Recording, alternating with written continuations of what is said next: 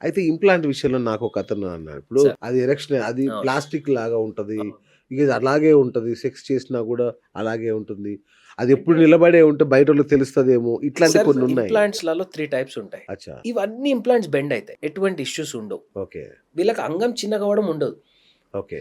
90% మెన్‌లో sir నాకు young age ఉన్నప్పుడు penis ఒకలాగా ఉంటుండే. ఇప్పుడు చాలా ష్రింక్ అయిపోతుంది సార్. చిన్నగా అయిపోయింది, చిన్నగా అవును. అయిపోయింది. అవును.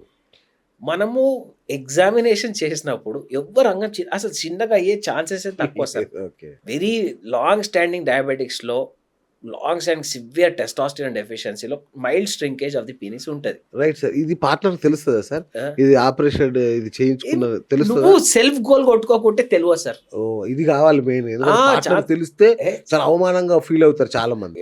మా దగ్గర సర్జరీస్‌కొచ్చేటోళ్ళు హ్మ్. జనరల్లీ పార్ట్నర్స్ చెప్పరు. ఎగ్జాక్ట్‌లీ అదే అంటున్నా. ఆపరేషన్‌కొచ్చినప్పుడు. అవును. నేను అనేదేంటంటే ఈ టాబూ వదిలేసేయండి. ఓకే. అరే! ఒక ఫ్రాక్చర్ అయినప్పుడు బోన్ లాస్ అయినప్పుడు మీరు ప్లేట్ ఎట్లా యేసుకుంటున్నారో, మెటల్ రాడ్ ఎట్లా పెట్టుకుంటున్నారో, ఇది కూడా అలాంటిదే గదా! కరెక్ట్. ఇది కూడా ఒక సమస్యలాగా ఎందుకు తీసుకోరు? ఓకే. అది ఎంత ఇంపార్టెంట్ ఇది కూడా ఇంపార్టెంట్.